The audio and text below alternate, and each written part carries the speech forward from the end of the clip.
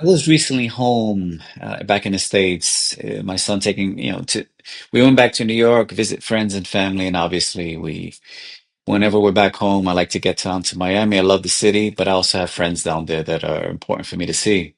On one of these trips from New York down to Miami, we got stuck in LaGuardia. Our flight was delayed 5 times. That's a story for another day. What caught my attention was obviously if we're going to be there that long, we're going to get hungry. I'm going to have a coffee. I noticed this 5% charge everywhere I went at the airport. And the airport that I'm talking about is LaGuardia Airport in New York. There was a 5% charge, and I couldn't understand what it was because it didn't have a description of a tax, and there's tons of tax that you pay in New York. It was a 5% employee engagement fee. And so at one of the restaurants we sat down to eat, I just asked, well, what's this about?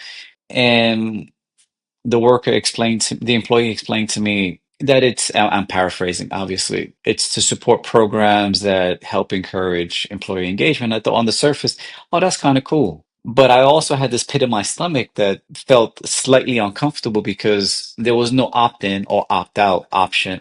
It wasn't disclosed to me if this was something I'd like to participate in. In the same way, if you're tipping at an establishment, you can opt in, you can opt out. You can also determine how much you'd like to give based on the quality of the service that you received. And in many places, you may have donation boxes near the cashier. They may ask, but there's a disclosure. There's an exchange before something is transacted, and that left me unsettled because it just felt unethical to be charged something that I had no idea I had opted into because it wasn't fully transparent that this is the cost of doing business.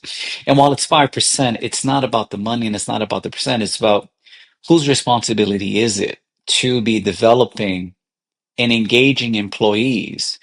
Is it is it now part of the business model in F&B or in hospitality that you set aside 5 or 10, however many percent, company decides onto your end user client or customer to then subsidize and support these programs?